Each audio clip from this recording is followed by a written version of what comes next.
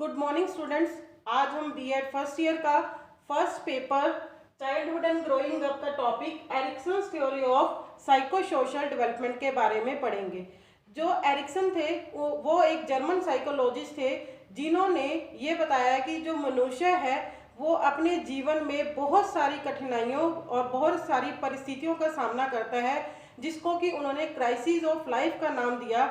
और उन crisis of life को उन्होंने बोला कि वो 8 स्टेजेस में डिवाइड होती हैं। जैसे कि हमारा जन्म काल से लेके प्रौढ़ावस्था तक जितने भी हम कठिनाइयों का सामना करते हैं, जितनी भी हम परिस्थितियों का सामना करते हैं, उन्होंने इस चीज़ को 8 स्टेजेस में डिवाइड करके एक सारणी का निर्माण किया था। दैट मीन्स एक टेबल बनाया था जिसको कि हम अब आज डिटेल में पढ़ेंगे। उसमें फर्स्ट सबसे पहले क्या आती है, कौन सी स्टेज है? सबसे पहले विश्वास बनाम अविश्वास, मीन्स ट्रस्ट वर्सेस मिसट्रस्ट। अब आप ये देखिए कि ट्रस्ट वर्सेस मिसट्रस्ट, ये जो स्टेज है, ये इसका जो टाइम पीरियड है वो है 0 to हाफ ईयर्स तक। इस स्टेज के अंदर जो बच्चा है, मीन्स इन्फेंसी पीरियड में होता है, बच्चा जो है वो पूरी तरह से अपनी माँ के ऊपर डिपेंडेंट होता है। वो उसको और किसी के ऊपर भरोसा नहीं होता। नॉर्मली जो है वो या तो अपनी माँ के ऊपर डिपेंडेंट होता है और या फिर जो उसके घर में उसके आसपास जो भी रहते हैं रिलेटिव, सिर्फ उन्हीं पर डिपेंडेंट होता है।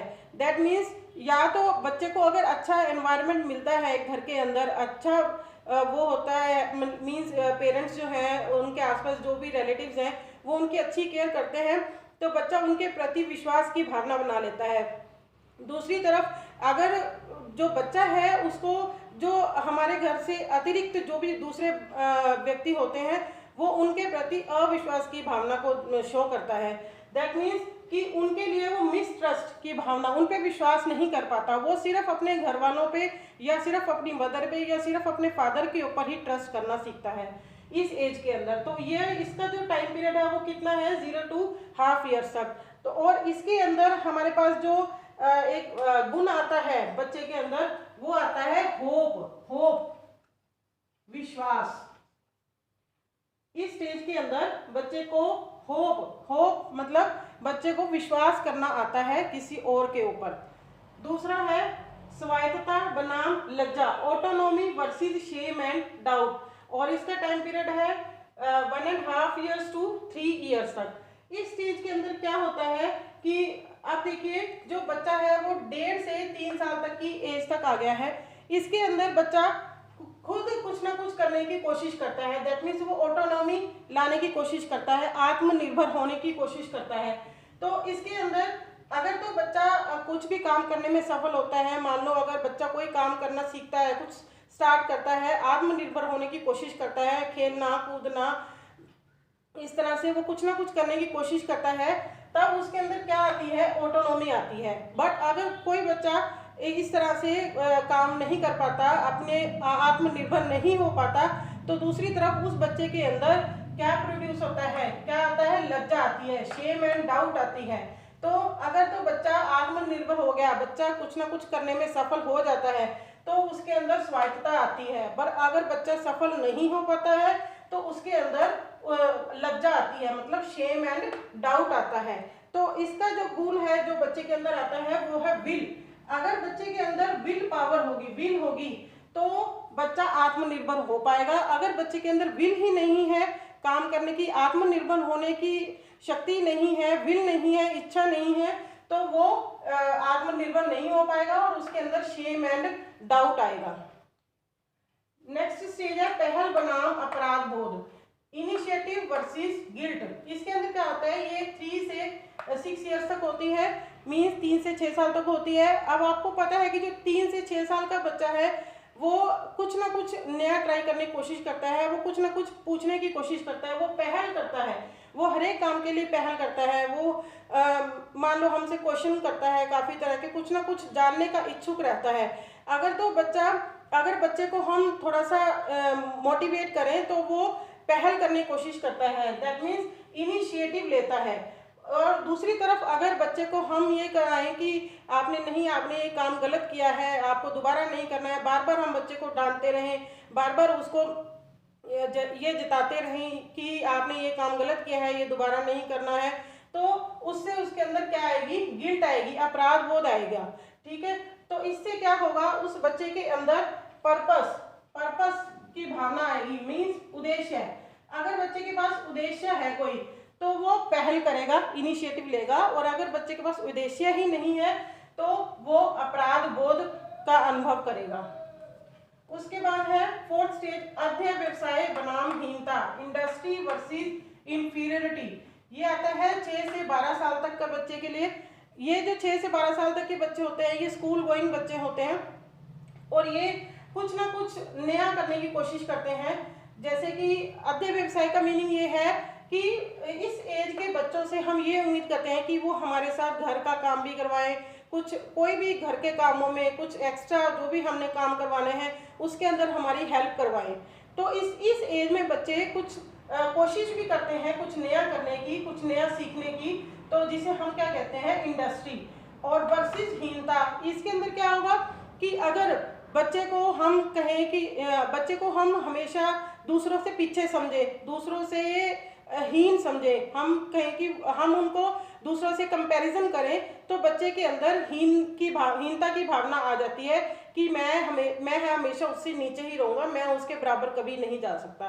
तो इस एज में क्या होना चाहिए कि हमें बच्चों को सपोर्ट करना चाहिए, थोड़ा उनको मोटिवेट करते रहना चाहिए कि हाँ आपने ये काम ठीक किया है, जिससे कि उनके अंदर हीनता की भावना नहीं आएगी। और ये होती है 6 से 12 साल तक के बच्चों के लिए, दैट मीन्स चाइल्डहुड स्टेज के अंदर ये वाली स्टेज आती है। और इसके अंदर बच्चों के अंदर आता है कॉम्पिटेंस, कंपटीशन की भावना।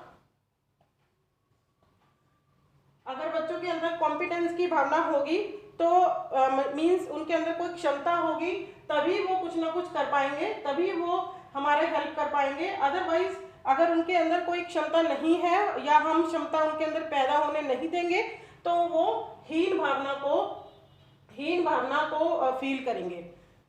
उसके बाद है फिफ्थ पॉइंट, पहचान बनाम भूमिका भ्रांति, आइडेंटिटी वर्सेस रोल कंफ्यूजन।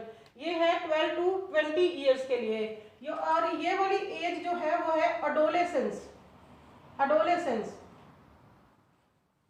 ये जो एज है एडोलेसेंस एज, इसके अंदर you know very well this is the stage of storms, आंधी वाली स्टेज जिसको कहते हैं कि बच्चों तूफानों वाली स्ट्रीम। जैसे कि इसके अंदर बच्चों की जो स्टेज है वो क्या होती है, तूफानों भरी स्टेज होती है। इसके अंदर बच्चे के मन के अंदर कुछ ना कुछ तूफान चलते रहते हैं। और ये जो एज है ये बहुत ही मतलब कंफ्यूजन भरी एज होती है। इसके अंदर बच्चों को ये समझ नहीं आता कि वो क्या करना चाहते हैं और उनको क्या करना चाहिए। वो अपने रोल को लेकर, अपनी भूमिका को लेकर काफ़ी कंफ्यूज रहते हैं।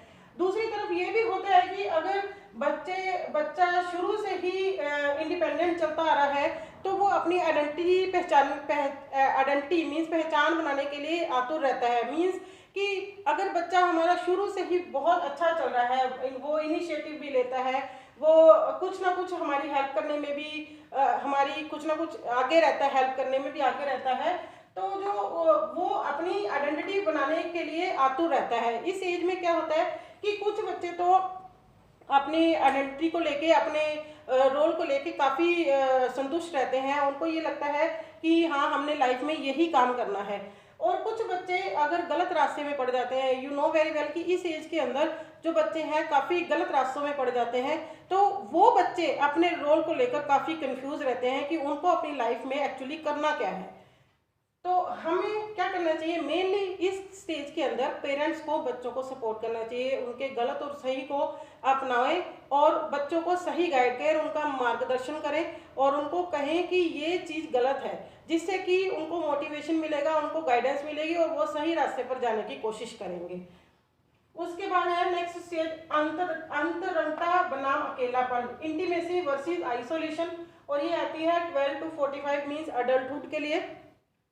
इसके अंदर जैसे कि नाम से पता चल रहा है इंटीमेसी, इसके अंदर इस एज के अंदर जो व्यक्ति है वो अतरंग होने की कोशिश करता है, मीन्स इंटीमेट होने की कोशिश करता है, रिलेशन बनाने की कोशिश करता है। लाइक जैसे कि लड़का लड़की को पसंद करता है, इसके अंदर वो उसके साथ रिलेशन बनाने की कोशिश करता है, पति पत्नी का रिलेशन होता है, तो वो एक इंटीमेट रिलेशन होता है। अगर तो मतलब जो इसमें क्या होता है कि वर्सेस आइसोलेशन, या तो जो व्यक्ति है वो इंटीमेसी मीन्स अगर तो वो अपने रिलेशन में सफल है तो प्रॉपरली इंटीमेसी होती है। अदरवाइज अगर कई बार क्या होता है कि व्यक्ति अपने रिलेशन में सफल नहीं हो पाता है, तो वो क्या होता है, आइसोलेशन मीन्स आइसोलेट हो जाता है, वो अपने आप को अकेला महसूस करता है, क्योंकि वो अपने रिश्तों में सफल नहीं हो पाता है, उनके दूसरों के साथ रिश्ते अच्छे नहीं बन पाते हैं, या पति पत्नी के रिश्ते अच्छे नहीं होते हैं, या कुछ भी एनी टाइप ऑफ रिलेशंस जो उसको अच्छे, उसके दूसरों के साथ अच्छे नहीं बनते, उसे क्या कहते हैं, आइसोलेशन मीन्स वो अकेला रह जाता है। नेक्स्ट स्टेज है उत्पादनशीलता बनाम जड़ता, जनरेटिविटी वर्सेस स्टैग्नेशन। ये आती है स्टेज 45 टू 65 ईयर्स तक। इस एज के जो व्यक्ति होते हैं वो कुछ ना कुछ नया जनरेट करने की कोशिश करते हैं, जैसे कि वो अपने परिवार के लिए तो बहुत कुछ करते ही हैं, अपने बीवी बच्चों के लिए, अपने परिवार के लिए, अपनी फैमिली, अपने और अदर रिलेशंस के लिए, अपने मित्रों के लिए बहुत कुछ करते हैं। उसके अलावा भी वो सोसाइटी के अंदर अपना काफ़ी तरह का योगदान देने की कोशिश करते हैं, जो कि अपनी लाइफ से काफ़ी सेटिस्फाई होते हैं। वो अपने अपने विचार भी देते हैं, पॉजिटिव एटीट्यूड भी शो करते हैं सोसाइटी के अंदर, और वो काफ़ी कुछ जनरेट करने की कोशिश करते हैं, काफ़ी कुछ उत्पादित करने की कोशिश करते हैं, उत्पादन काफ़ी चीज़ों का काफ़ी अच्छी चीज़ों को भी जनरेट करते हैं, जिससे कि सोसाइटी के अंदर सोसाइटी के अंदर काफ़ी अच्छे चेंजेस हो सकें। दैट मीन्स, तो इस दूसरा है वर्सेस जड़ता मीन्स स्टैग्नेशन। इसके अंदर क्या होगा कि जो व्यक्ति अपनी लाइफ में थ्रू आउट पीछे से सफल नहीं होते, असफल चलते हैं, तो जैसे कि उन्होंने लाइफ में अपना अच्छा कुछ नहीं किया होता, वो स्वार्थ उनके अंदर होता है, उन्होंने ये कभी भी लाइफ के अंदर सोसाइटी के लिए कुछ नहीं किया होता, तो वो अपना कहीं भी योगदान प्रॉपर नहीं दे पाते हैं, वो लाइफ में सेटिस्फाई नहीं रहते हैं, तो वो क्या होते हैं, स्टैग्नेट हो जाते हैं, मीन्स वो जड़ता आ जाती है उनकी लाइफ के अंदर, वो अकेले, बिल्कुल अकेलापन महसूस करते हैं। लास्ट स्टेज है अहम संतुष्टि बनाम हताशा, ईगो इंटीग्रिटी वर्सेस डिस्पेयर। ये 65 टू टिल डेथ। इसके अंदर क्या होगा कि जो इस एज के अंदर जो मेनली है, व्यक्ति अपने लाइफ के काम कर चुका होता है, चाहे वो अच्छे हों या बुरे हों, तो चाहे उसके लिए बेनिफिशियल है या नहीं है। तो इसके अंदर क्या होगा कि जो इंसान शुरू से सफल चलता आ रहा है, वो क्या करेगा कि वो ये सोचेगा कि मैंने लाइफ में बहुत अच्छे काम किए, मैं संतुष्ट हूँ, मैंने अपनी लाइफ में बहुत अच्छा कर दिया है, मैंने अपने बीवी बच्चों के लिए सब कुछ कर दिया है, मैंने लाइफ में सोसाइटी के लिए बहुत अच्छा योगदान दिया, तो मैं संतुष्ट हूँ। उसके अंदर ईगो इंटीग्रिटी आ जाती है। बट उस दूसरी तरफ क्या होता है कि जिस व्यक्ति ने कभी भी लाइफ में कुछ अच्छा नहीं किया होता, सिर्फ अपने लिए ही जीते हैं ऐसे जो लोग, जैसे कि मैंने पीछे बता दिया स्टैग्नेशन, तो वो जो लोग अपने लिए ही जीते हैं, वो खुद जैसे जो स्वार्थी होते हैं, वो स्टैग्नेशन तो उनके अंदर आएगी। तो फिर एंड में, लाइफ के एंड दौर में, बिल्कुल अंतिम दौर में उनके अंदर क्या आ जाएगा, हताशा मीन्स डिसअपियर आ जाएगा। वो ये सोचेंगे कि हमने लाइफ में कभी कुछ नहीं किया, कभी भी सोसाइटी को अपना कोई योगदान नहीं दिया, जिससे कि उनके अंदर हताशा आ जाती है, और वो अपने मृत्यु दौर तक यही सोचते रहते हैं कि हमने थ्रू आउट लाइफ किया क्या है। तो इसमें क्या है कि जो ईगो इंटीग्रिटी वाले लोग होंगे, जो अहम संतुष्टि वाले लोग होंगे, वो अपनी मृत्यु तक बिल्कुल संतुष्ट रहते हैं, और दूसरी तरफ जो जिन्होंने लाइफ में कुछ भी नहीं किया होता और या सोसाइटी के लिए कोई भी योगदान नहीं दिया होता, तो वो किस तरफ जाते हैं, हताशा की तरफ जाते हैं। आई होप आप लोगों को ये जो थ्योरी है वो अच्छे से समझ आ गई होगी। आपने इस सारी थ्योरी को अच्छे से एक्सप्लेन करके अपने एग्जाम्स में लिखना है, और इसके अंदर आप ये टेबल भी बना सकते हैं। और 5th जो है इसके अंदर आएगा यहाँ पे फिडेलिटी मीन्स कर्तव्यनिष्ठता, एंड लास्ट वन, इसके बाद 6th है love, then care, and last one is wisdom, बुद्धिमान। इस एज के अंदर जो मनुष्य है या तो पूरा बुद्धिमान हो जाता है। तो आई होप आप लोगों को अच्छे से समझ आ गई होगी। नेक्स्ट टाइम में हम जो भी नेक्स्ट टॉपिक होगा वो क्लियर करेंगे। Okay, thanks students.